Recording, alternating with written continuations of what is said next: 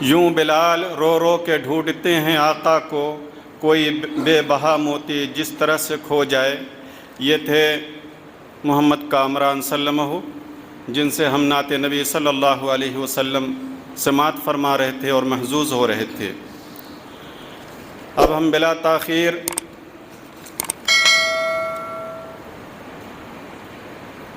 صدر اجلاس اور موقر علماء کرام کے بیچ میں اپنی کچھ باتیں رکھنا چاہتے ہیں جو قرآن کے حوالے سے ہیں۔ خود کو قرآن مجید میں ڈھونڈیں، میں قرآن میں کہاں ہوں۔ بسم اللہ الرحمن الرحیم۔ ایک جلیل القدر تابعی اور عرب سردار احنف بن قیس ایک دن بیٹھے ہوئے تھے کہ کسی نے یہ آیت پڑھی، سورۃ الانبیاء کی آیت، 17ویں پارے کی آیت، لقد انزلنا الیکم کتابا فیہ ذکرکم افلا تعقلون۔ ہم نے تمہاری طرف ایسی کتاب نازل کی جس میں تمہارا تذکرہ ہے، کیا تم نہیں سمجھتے؟ وہ چوک پڑے اور کہا قرآن مجید لے آؤ، اس میں ہم اپنا ذکر دیکھیں، اس میں اپنے تذکرے کو ہم تلاش کریں۔ قرآن مجید کو لے کر کے الٹتے رہے، پلٹتے رہے، دیکھتے رہے۔ اس آیت پر ان کی نظر پڑی، كانوا قليلا من الليل ما يهجعون وبالاسحار هم يستغفرون وفي اموالهم حق للسائل والمحروم، جن کی تعریف کی گئی تھی کہ جو رات میں بہت کم سوتے ہیں اور وبالاسحار هم يستغفرون، رات کے تہائی حصے میں بیدار ہو کر کے، باوضو ہو کر کے قیام اللیل کرتے ہیں، اللہ رب العالمین کے سامنے روتے ہیں اور استغفار کرتے ہیں۔ کانوا قلیلا من اللیل ما یہجعون وبالاسحار هم یستغفرون، اوقات سحر کے وقت اللہ رب العالمین سے استغفار چاہتے ہیں۔ وہ کون سا وقت ہوتا ہے؟ وہ رات کا آخری حصہ، تہائی حصہ، جب آسمان دنیا پر اللہ رب العالمین نزول فرماتا ہے اور کہتا ہے کوئی مانگنے والا، ہے مجھ سے کوئی مغفرت چاہنے والا، ہے مجھ سے کوئی اولاد چاہنے والا، ہے کوئی سوال کرنے والا کہ ہم اسے عطا کر دیں، ہے کوئی بخشش چاہنے والا کہ ہم اسے بخش دیں۔ اس وقت میں آگے اللہ رب العالمین فرماتا ہے كانوا قليلا من الليل ما يهجعون وبالاسحار هم يستغفرون وفي اموالهم حق للسائل والمحروم، اور ان کے مالوں میں دونوں کا حق ہے، جو سوال کرتے ہیں ان کا بھی اور جو نہیں سوال کرتے ہیں ان کا بھی حق رکھتے ہیں۔ اور آگے چلتے ہیں، سورہ سجدہ کی وہ آیت، تتجافى جنوبهم عن المضاجع يدعون ربهم خوفا وطمعا ومما رزقناهم ينفقون، ان کے پہلو اپنے بچھونوں سے الگ تھلگ ہوتے ہیں، ان کی کروٹیں اپنے بستروں سے الگ تھلگ ہوتی ہے، اور وہ اللہ رب العالمین کو کس امید کے ساتھ پکارتے ہیں؟ یہ امید رکھ کر کے جنت کی لالچ میں اور جہنم سے ڈرتے ہوئے، جہنم کو خوف کو رکھتے ہوئے، یدعون ربهم خوفا، اللہ رب العالمین سے ڈرتے ہوئے اس کو پکارتے ہیں، اس کی جہنم کو دیکھ کر کے، اس کے عذاب کو دیکھ کر کے، اور جنت کی طلب میں وَيَدْعُونَ رَبَّهُمْ خَوْفًا وَطَمَعًا وَمِمَّا رَزَقْنَاهُمْ يُنْفِقُونَ، اور اللہ رب العالمین نے جو کچھ انہیں نوازا ہے اس میں سے وہ خرچ کرتے ہیں۔ پھر اور آگے بڑھتے ہیں، نوجوانوں اور ہمارے بچوں بہت ہی غور سے سننا، یہ آیت اکثر امام صاحب پڑھا کرتے ہیں، سورہ فرقان کی وہ آیت، وَالَّذِينَ يَبِيتُونَ لِرَبِّهِمْ سُجَّدًا وَقِيَامًا۔ سورہ فرقان کی آیت بڑی چھوٹی سی ہے لیکن بہت ہی معنی خیز ہے۔ ہم بھی نوجوان ہیں، ہم بھی بچے ہیں، ایک جوان، ایک بزرگ، ایک بچہ، ہماری مائیں، ہماری بہنیں، ہماری خواتین رات کس طرح سے گزارتی ہیں، ہمارا مبیت کیسے ہوتا ہے؟ جو اللہ رب العالمین کے سامنے سجدہ کرتے ہیں اور کیا کرتے ہیں؟ قیام کرتے ہیں۔ آج ہمارا مبیت کیسے ہو رہا ہے؟ فیس بک پر، واٹس ایپ پر ناچ گانے، بوس و کنار، چما چاٹی، لپٹ جھپٹ، یہ سب ہم دیکھتے ہیں۔ آج تکیا کے نیچے اچھے سے اچھے فیملی، پڑھے سے پڑھے لکھے لوگ کوئی کنٹرول نہیں کر پا رہا۔ بڑے سے بڑے عالم کا یہ بچہ آؤٹ آف کنٹرول ہے۔ ہمارے بچے، ہماری بچیاں اپنی زندگی جینا چاہتی ہیں۔ صرف جاہل کی میں نہیں بات کرتا، میں اپنے ادارے کی بات کر رہا ہوں۔ ہمارے یہاں سے ایک پڑھی ہوئی طالبہ ڈگری حاصل کرنے کے بعد آج وہ یہ کہتی ہے کہ میں اپنی زندگی، ایک مسلمان، ایک مسلم خاتون یہ نہیں کہہ سکتی کہ ہم اپنی طرح سے جینا چاہتے ہیں، ہماری ایک زندگی ہے۔ ہمارا مبیت اس طرح سے نہیں ہونا چاہیے جس طرح سے ہمارے بزرگان تھے، ہمارے اسلاف تھے، ہمارے نوجوان تھے، جن کے اندر للہیت تھی، تقوی طہارت تھی، عدل و انصاف تھا۔ والذین یبیتون لربہم سجدا وقیاما، مبیت اس طرح سے ہونا چاہیے۔ اور آگے چلتے ہیں، الذین ينفقون فی السراء والضراء والکاظمین الغیظ والعافین عن الناس واللہ یحب المحسنین، جو اللہ کے راستے میں آسانی میں بھی، تنگی میں بھی، خوشحالی میں بھی، پریشانی میں بھی، ہر حال میں اللہ کے راستے میں خرچ کرتے ہیں۔ یہ نہیں ذرا سی پریشانی آئی غضبناک ہو جاتے ہیں، لوگوں کو جھڑکنے لگتے ہیں، بھگانے لگتے ہیں کہ ہم خود ہی پریشان ہیں، آپ چلے آئے۔ ارے اللہ کے بندے، اللہ نے جو کچھ دیا ہے، روپیہ 10 روپیہ 20 روپیہ اللہ کے راستے میں خرچ کیجئے۔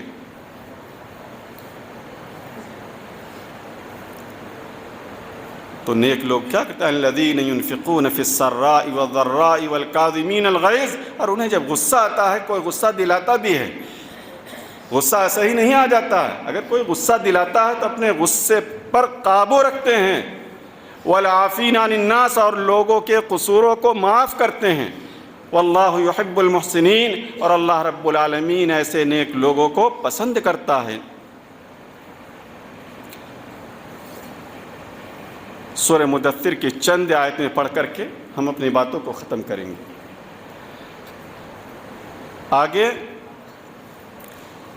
سورہ مدثر کے اندر پھر پلٹتے ہیں وہ تابعی، ما سلککم فی سقر قالوا لم نک من المصلین ولم نک نطعم المسکین وکنا نخوض مع الخائضین وکنا نکذب بیوم الدین۔ دیکھا اس آیت کو جب پڑھا کہ لوگ جہنم میں پڑے ہوئے ہیں، پوچھا کس چیز نے تمہیں یہاں، تمہارا ٹھکانہ یہ کیسے بن گیا، کیسے یہاں تم پہنچ گئے؟ اگر ہم جیل چلے جائیں، لکھنؤ میں ہم رہتے ہیں، اللہ نہ کرے کوئی حادثہ ہمارے ساتھ ہو، ہمارے بڑے بھائی کو پتہ چلے، وہ جیل جائیں، ہم سے یہ پوچھیں گے نثار یہ کیا ہو گیا، کیسے تم یہاں آ گئے، کیا کر دیا تم نے؟ تو اگر ہم نے کسی کا مرڈر کیا ہوگا، کسی کا خون کیا ہوگا، کسی سے چھیڑ چھاڑ کی ہوگی، تو بتائیں گے یہ ہوا۔ ویسے ہی وہ مجرم، ویسے ہی وہ جہنمی کیا کہے گا؟ قالوا لم نک من المصلین، کہہ رہے ہم نماز نہیں پڑھا کرتے تھے، ہم بے نمازی تھے، لیکن ٹوپی جڑے رہا کرتے تھے، اونچی سے اونچی ٹوپی لگا کر کے۔ دیکھ کر کے بڑا افسوس ہوتا ہے اور کبھی کبھی ہنسی بھی آتی ہے۔ کچھ تو ایسے لوگ ہیں ہمارے محلے میں جو مے خانے بھی جاتے ہیں تو ٹوپی نہیں اتارتے، لیکن انہیں یہ توفیق نہیں ہوتی، نماز تو چھوڑیے کہ وہ جمعہ کی نماز بھی نہیں پڑھتے۔ پتہ نہیں وہ سوتے ہیں تو ٹوپی اتارتے ہیں کہ نہیں اتارتے۔ کیا کہیں گے؟ قالوا لم نک من المصلین، کہ ہم نماز نہیں پڑھا کرتے تھے، ہم بے نمازی تھے۔ مؤذن حی علی الصلاۃ اور حی علی الفلاح کہا کرتا تھا، ہم اس کی دعوت پر لبیک نہیں کہا کرتے تھے، اسی وجہ سے ہم آج اس میں ہیں۔ اور کیا کرتے تھے؟ اللہ تعالیٰ نے ہم کو دیا تھا، چاہتے تو کسی کو ایک روٹی دو بوٹی دے سکتے تھے، نمک روٹی کھلا سکتے تھے، کچھ نہیں ٹھنڈا پانی پروس سکتے تھے، لیکن ہم کھلاتے پلاتے نہیں تھے۔ قالوا لم نک من المصلین، ہم فقیروں کو، ہم محتاجوں کو، ہم غریبوں کو، ہم حاجت مندوں کو نہیں کھلاتے تھے۔ اور آگے کیا کرتے تھے؟ یہ سب تو کرم کرتے ہی تھے، آگے کیا کرتے تھے؟ آگے بھی بتا رہا ہے وہ جہنمی، قالوا لم نک من المصلین ولم نک نطعم المسکین وکنا نخوض مع الخائضین، اور ہم باطونی لوگوں کے ساتھ بیٹھ کر کے باتیں بنایا کرتے تھے، طعن و تشنیع کیا کرتے تھے، ایک دوسرے کو برا بھلا کہا کرتے تھے، ایک دوسرے کے اوپر کیچڑ اچھالا کرتے تھے۔ یہ سب ہمارے کرتوت تھے۔ اور کیا کہے گا؟ وَكُنَّا نُكَذِّبُ بِيَوْمِ الدِّينِ، اور ہم یوم الحساب اور یوم الجزا، یہ جو دن ہے آج، اس دن پر ہم کو مانتے نہیں تھے، اس کی تکذیب کیا کرتے تھے۔ ان آیتوں کو تابعی جلیل القدر تابعی احنف بن قیس دم بخود ہو کر کے پڑھ کر کے کھڑے ہو جاتے ہیں اور اپنے کانوں پر ہاتھ رکھتے ہیں اور اللہ رب العالمین سے یہی کہتے ہیں کہ اللہ رب العالمین تیرا کرم ہے کہ ہم ان میں سے نہیں ہیں، تیرا کرم ہے کہ ہم ان میں سے نہیں ہیں۔ تو میرے دوستو، نثار یہ جو کہہ رہا ہے، یہ ساری بات ریکارڈ یہاں بھی ہو رہی ہے، وہاں بھی ہو رہا ہے، اور جب اللہ رب العالمین پوچھے گا کہ تجھ تک یہ بات پہنچی تھی کہ نہیں پہنچی تھی، تو جو بے نمازی ہیں، جو بے دین ہیں، جو باتیں بنایا کرتے ہیں، آج اسی مجلس کے اندر توبہ کر لیں اور انشاءاللہ العزیز فجر سے امام صاحب کے ساتھ نماز سے جڑ جائیں۔ ہم اپنی باتوں کو ختم کرتے ہیں، اللہ رب العالمین سے دعا کرتے ہیں کہ بار الہ ہمیں کہنے، سننے اور سے زیادہ عمل کرنے کی توفیق دے، آمین۔ تقبل یا رب العالمین، وآخر دعوانا ان الحمدللہ رب العالمین۔ اب ہم بلا تاخیر اس جلسے کے سب سے کم عمر خطیب کو اس شعر کے ساتھ دعوت دیتے ہیں کہ تو شاہین ہے، پرواز ہے کام تیرا، تو شاہین ہے، تو شاہین ہے، پرواز ہے کام تیرا، تیرے سامنے آسماں اور بھی ہیں، تیرے سامنے آسماں اور بھی ہیں۔ ہم عزیزم مولانا اسعد مکی حفظہ اللہ سے گزارش کرتے ہیں کہ آپ آئیں اور اپنے مدلل خطاب سے ہم سب سامعین کو محظوظ فرمائیں۔ اسعد سلمہ۔ السلام علیکم ورحمۃ اللہ وبرکاتہ۔ ان الحمد للہ نحمده ونستعینه ونستغفره ونعوذ باللہ من شرور انفسنا ومن سیئات اعمالنا، من يهده الله فلا مضل له ومن يضلله فلا هادي له، وأشهد أن لا إله إلا الله وأشهد أن محمدًا عبده ورسوله، أما بعد، فإن خير الحديث كتاب الله وخير الهدي هدي محمد صلى الله عليه وسلم، وشر الأمور محدثاتها وكل محدثة بدعة وكل بدعة ضلالة وكل ضلالة في النار۔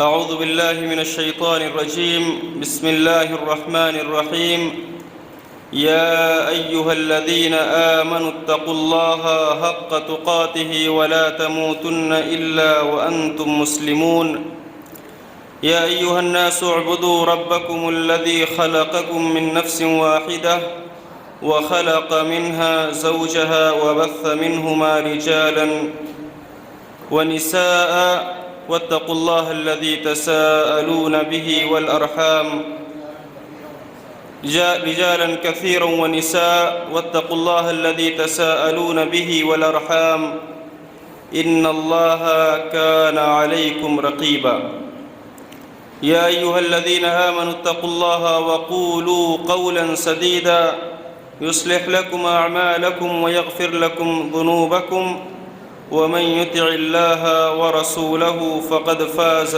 فوزا عظيما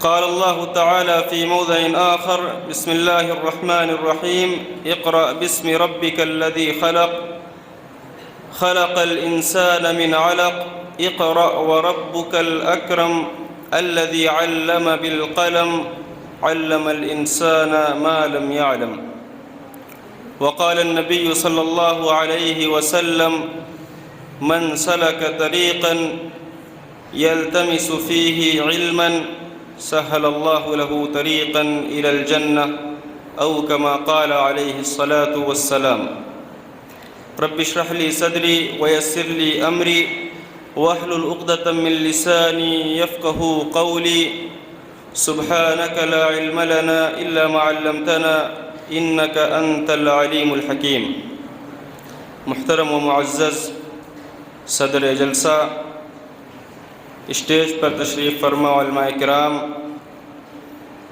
معزز و محترم سامعین اعظام، ہماری پردہ نشین مائیں اور بہنیں، اللہ رب العالمین کا لاکھ لاکھ شکر ہے کہ رب العالمین نے ہم کو اور آپ کو اپنے اس گھر میں کچھ وقت کے لیے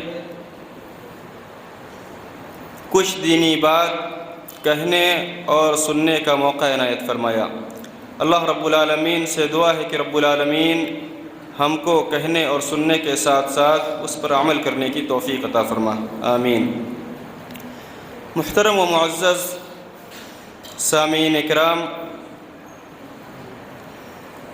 اللہ رب العالمین نے انسان کو پیدا کیا اور پیدا کر کر اللہ رب العالمین نے انسان کو ایک بہت ہی عظیم خصوصیت سے نوازا کہ انسان پڑھتا ہے، سیکھتا ہے، جانکاری حاصل کرتا ہے۔ اللہ رب العالمین نے جب جبل نور کے غار حرا میں پہلی وحی نازل کی تو فرمایا اقرأ باسم ربک الذی خلق، کہا اے محمد پڑھیے،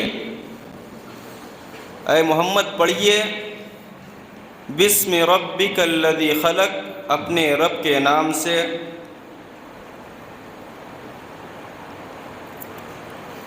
الذی خلق، جس نے تم کو پیدا کیا۔ علماء کرام موجود ہیں، اقرا یہاں نبی سے کو حکم ہے، اور نبی کا حکم کو جب کوئی حکم دیا اللہ رب العالمین نے تو وہ تمام امت کے لیے عام ہے، الا یہ کہ اس کو نبی کے لیے خاص کر دے۔ تو اللہ رب العالمین نے کہا کہ اے محمد پڑھیے اس رب کے نام سے جس نے آپ کو پیدا کیا۔ ہم جس مجلس کے اندر جمع ہیں تو ہمارے یہ بھائی جو آج قرآن کریم حفظ کر کے ہمارے ساتھ بیٹھے ہوئے ہیں، انہوں نے اسی چیز سے آغاز کیا۔ انہوں نے اللہ رب العالمین کے کلام سے علم کا آغاز کیا۔ اس سے بہتر دنیا کے اندر کوئی اور علم نہیں ہو سکتا۔ اللہ کے نبی نے فرمایا خیرکم من تعلم القرآن وعلمہ، تم میں سب سے بہتر وہ لوگ ہیں جو قرآن کریم کو سیکھیں اور اس کو دوسرے کو سکھائیں۔ ہم اس علم کو بہت ہلکا سمجھتے ہیں، لیکن اللہ کے نبی صلی اللہ علیہ وسلم نے سب سے بہتر علم، سب سے بہترین تعلیم اس قرآن کریم کی تعلیم کو بیان فرمایا۔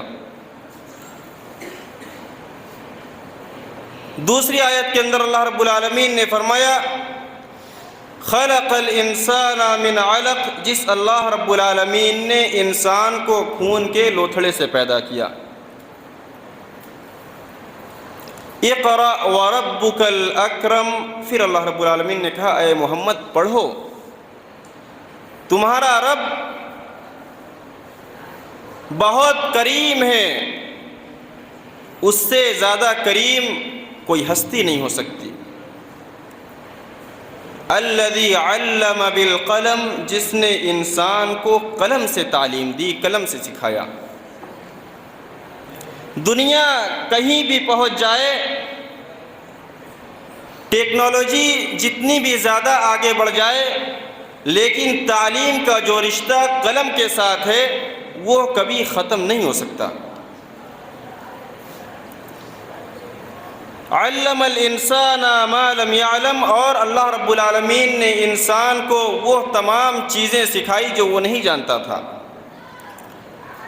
تو اللہ رب العالمین نے جب قرآن کریم کی پہلی آیت کا نزول فرمایا تو کسی اور چیز کا حکم نہیں دیا، بلکہ سب سے پہلی چیز اللہ رب العالمین نے تعلیم حاصل کرنے کا حکم دیا، اس لیے کہ جب تعلیم آئے گی سماج اور معاشرے سے جہالت ختم ہوگا، لوگ روشنی کی طرف آئیں گے، لوگ حق بات کو تسلیم کرنے پر آمادہ ہوں گے۔ لیکن جب سماج اور معاشرے کے اندر تعلیم نہیں ہوگی تو حق کو حق جانتے ہوئے بھی لوگ اس سے روگردانی کریں گے۔ اور قربان جائیے ہمارے ان بھائیوں پر جو اپنے گھر بار، محلے، ماں باپ تمام کو چھوڑ کر اللہ رب العالمین کی اس کتاب کو حفظ کرنے کے لیے، اس کی تعلیم حاصل کرنے کے لیے یہ دوسرے شہر، دوسرے صوبے، بلکہ کئی ایک لوگ دوسرے ملک آئے۔ اللہ کے نبی صلی اللہ علیہ وسلم نے فرمایا من سلک طریقا یلتمس فیہ علما سہل اللہ لہ طریقا الی الجنہ، کہا تم میں سے کوئی علم حاصل کرنے کی غرض سے سفر کرتا ہے، اللہ رب العالمین اس کے راستے کو جنت کے لیے آسان کر دیتا ہے۔ وَإِنَّ الْمَلَائِكَةَ لَتَضَعُ أَجْنِحَتَهَا، اور فرشتے اس طالب علم کے لیے، اس بیچارے کے لیے جو قرآن کریم کی تعلیم حاصل کرنے کے لیے ایک شہر سے دوسرے شہر، ایک صوبے سے دوسرے صوبے، ایک ملک سے دوسرے ملک جاتے ہیں، اپنے فرشتے اپنے پروں کو بچھا دیتے ہیں۔ اور اس حدیث کے اندر فرمایا سمندر کے اندر مچھلیاں جو ہیں، مچھلیاں سمندر کے اندر سے ان طالب علم کے لیے دعائیں کرتی ہیں۔ یہ علم کا مقام، یہ علم کا مرتبہ اللہ کے نبی صلی اللہ علیہ وسلم نے ارشاد فرمایا، اور فرمایا من یرد اللہ بہ خیرا یفقہہ فی الدین، اللہ رب العالمین جس کے ساتھ بھلائی کرنے کا ارادہ کرتا ہے، اچھائی کا ارادہ رکھتا ہے، اس کو دین کی سمجھ دیتا ہے۔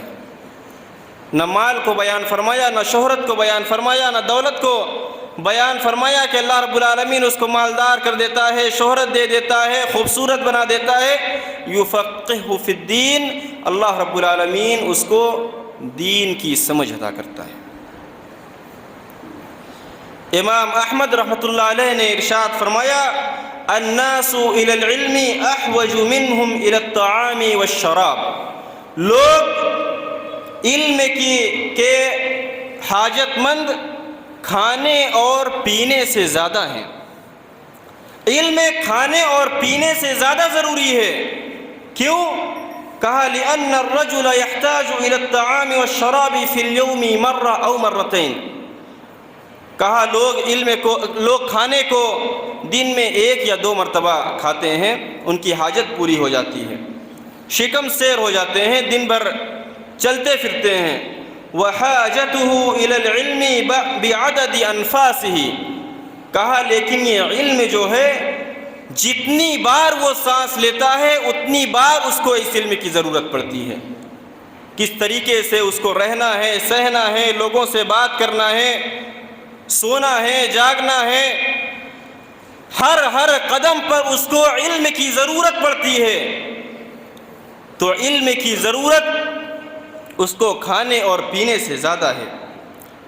یحییٰ ابن معاذ رحمۃ اللہ علیہ نے فرمایا العلماء ارحم بامت محمد صلی اللہ علیہ وسلم من آبائہم و امہاتہم، کہا کہ یہ علماء امت جو ہیں، جو علماء کرام ہیں، یہ اس امت محمدیہ کے لیے لوگوں کے ماں باپ سے زیادہ رحم کرنے والے ہیں۔ لوگوں نے پوچھا یہ کیسے؟ ایک ماں سے زیادہ کون اپنے بچے کی دیکھ بھال کر سکتا ہے؟ تو یحییٰ ابن معاذ رحمۃ اللہ علیہ نے کہا کہ ماں اور باپ اس کی حفاظت صرف دنیا کی چیزوں میں کرتے ہیں، اس کی طبیعت نہ خراب ہو جائے، اس کو کوئی ضرر نہ پہنچ جائے، لیکن یہ جو علماء کرام ہیں اس کی آخرت کی فکر کرتے ہیں۔ یہ علماء کرام کا مقام و مرتبہ ہے۔ یہ علم بہت وسیع ہے، بہت وسیع ہے، کوئی اس کو آج تک پورا حاصل نہیں کر سکا۔ ابن جماعہ رحمۃ اللہ علیہ نے فرمایا العلم 3 اشبار، کہا علم کے 3 درجات ہیں، علم کے 3 درجات ہیں۔ من دخل الشبر الاول تکبر، کہا کہ جو طالب علم کے پہلے درجے کو حاصل کرتا ہے اس کے اندر تکبر پیدا ہو جاتا ہے، اس کے اندر بڑکپن آ جاتا ہے، وہ سمجھتا ہے کہ صرف میں ہی پڑھا لکھا ہوں اور جتنے لوگ ہیں سب جاہل ہیں۔ اپنے اساتذہ کرام کے سامنے وہ مسئلے مسائل کا جواب دینے لگتا ہے، اس کے اندر بڑکپن آ جاتا ہے۔ یہ علم کا پہلا مرتبہ ہے۔ وَمَن دَخَلَ الشِّبْرَ الثَّانِي تَوَاضَعَ، اور جو دوسرے درجے کو پہنچتا ہے، علم کے دوسرے درجے کو حاصل کرتا ہے، تو اس کے اندر تواضع آ جاتا ہے۔ اپنے اساتذہ کرام کے سامنے، اپنے بڑے علماء کرام کے سامنے زبان نہیں کھولتا، زبان نہیں چلاتا۔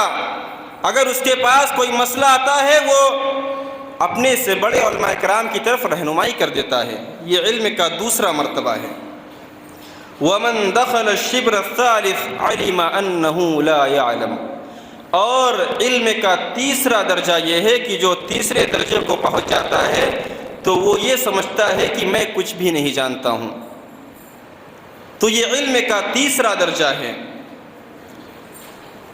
علم ایک وسیع میدان ہے، آج تک جس کو کوئی پورے طریقے سے ٹہل نہیں سکا، گھوم نہیں سکا، لیکن ہمارے اسلاف تھے جو اس علم کو حاصل کرنے کے لیے اپنے دن و رات کو اس میں انہوں نے لگا دیا۔ عبداللہ ابن مبارک رحمۃ اللہ علیہ سے ان کے ملنے جلنے والے لوگوں نے کہا اذا انت صلیت لما لا تجلس معنا، اے عبداللہ ابن مبارک، آپ جب نماز پڑھ لیتے ہیں تو ہمارے ساتھ بیٹھتے کیوں نہیں ہیں، ہمارے ساتھ وقت کیوں نہیں گزارتے ہیں؟ تو انہوں نے کہا اجلس مع الصحابۃ والتابعین، میں صحابہ کرام اور تابعین اعظام کے ساتھ بیٹھتا ہوں۔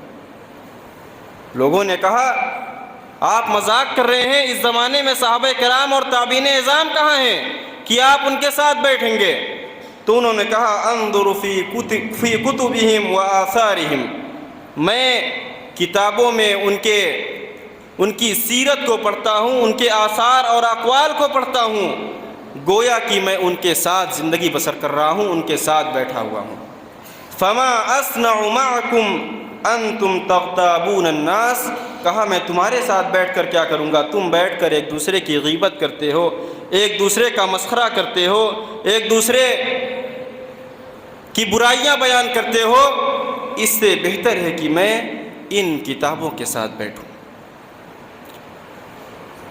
یہ علم بہت ہی لذیذ، بہت ہی اس کے اندر چاشنی ہے۔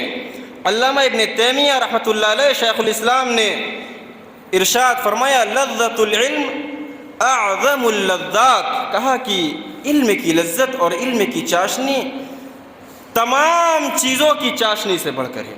مال کی چاشنی ہو، دولت کی چاشنی ہو، شہرت کا مزہ ہو، خوبصورتی کا مزہ ہو، شادی بیاہ کا مزہ ہو، ان تمام چیزوں کی لذت سے بڑھ کر لذت جو علم کے اندر حاصل ہوتی ہے اور کسی چیز کے اندر حاصل نہیں ہو سکتی۔ وَاللَّذَّةُ الَّتِي تَبْقَى بَعْدَ الْمَوْتِ وَتَنْفَعُ فِي الْآخِرَةِ، کہا یہ ایسی لذت اور ایسی چاشنی ہے کہ جو کہ موت کے بعد بھی باقی رہتی ہے اور آخرت میں تم کو فائدہ بھی پہنچائے گی۔ لذت العلم باللہ والعمل لہ، کہا کہ یہ علم جو میں بیان کر رہا ہوں، اس علم سے مراد اللہ رب العالمین کا علم ہے، یعنی علم شرعی ہے، اور اس پر عمل کرنا ہے۔ جس نے علم کی لذت کو چکھ لیا اور اس کو اس کی چاشنی مل گئی، دنیا کی تمام لذات اس کے سامنے کچھ بھی نہیں ہے۔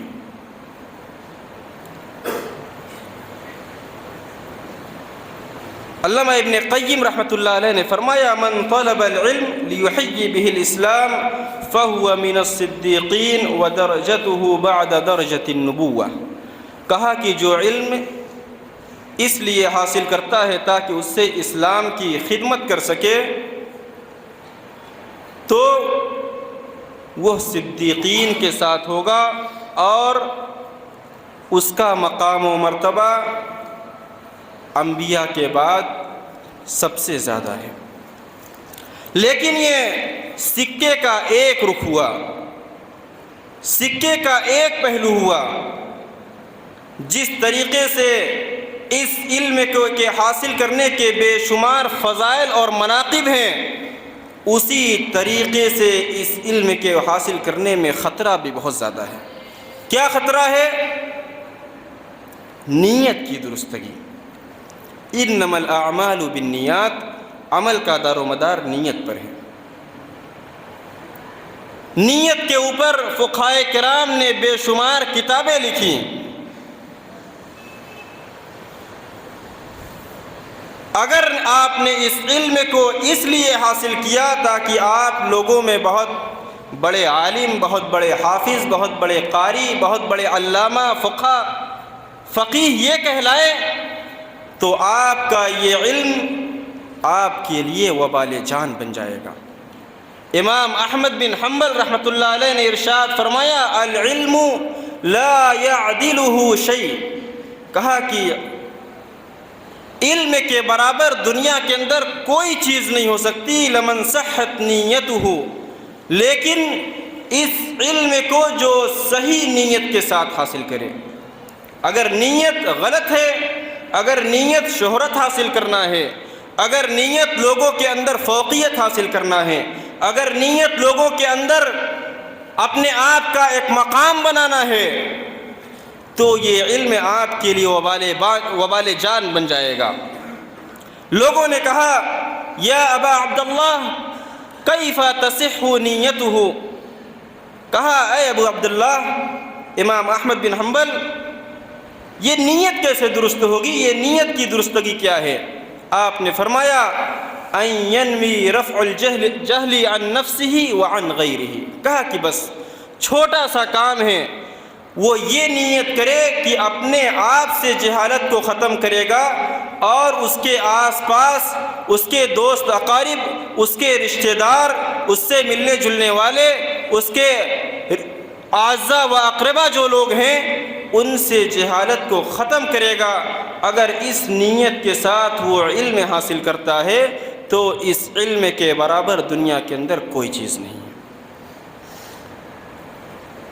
اللہ کے نبی نے ارشاد فرمایا، من تعلم علما مما یبتغى به وجہ اللہ، کہا کہ جو علم حاصل کرتا ہے وہ علم جس سے اللہ رب العالمین کی خوشنودی حاصل کی جاتی ہے، اللہ رب العالمین کی رضا حاصل کی جاتی ہے، یعنی علم شرعی حاصل کرتا ہے، اللہ اور اس کے رسول کا علم حاصل کرتا ہے، کتاب یعنی قرآن کریم اور حدیث رسول کا علم حاصل کرتا ہے، لا يتعلمه الا ليصيب به عرضا من الدنيا لم يجد عرف الجنة يوم القیامہ۔ کہا یہ علم جس کو اللہ کی رضا اور خوشنودی کے لیے حاصل کیا جاتا ہے، وہ اس علم کو دنیا کی چیز، سستی شہرت، مقام و مرتبے، مال و دولت اور ریا اور نمود کے لیے حاصل کرتا ہے، تو ایسا عالم، ایسا حافظ، ایسا قاری جنت کے اندر کیا، جنت کی خوشبو بھی قیامت کے دن نہیں پائے گا۔ اتنا بڑا خطرہ اس علم کو حاصل کرنے کے اندر ہے۔ اسی لیے حضرت سفیان ثوری رحمۃ اللہ علیہ نے کہا، ما عالجت شیئا اشد علی من نیتی، کہا اپنی نیت کا علاج کرنے میں جس قدر مجھے سختی لاحق ہوئی، جس قدر مجھے پریشانی لاحق ہوئی، کسی اور چیز کا علاج کرنے میں مجھے ایسی دشواری نہیں لاحق ہوئی۔ برابر اپنے نیت کی اصلاح کرتے رہیے، کہیں آپ کی نیت کے اندر شہرت حاصل کرنا، مقام مرتبہ حاصل کرنا، لوگوں کے اندر عزت کمانا، کہیں یہ تو آپ کی نیت کے اندر نہیں ہے۔ اگر ایسی نیت ہے تو اللہ رب العالمین ہم کو معاف فرمائے۔ تھوڑی سی اور بات کر کے ختم کرتا ہوں۔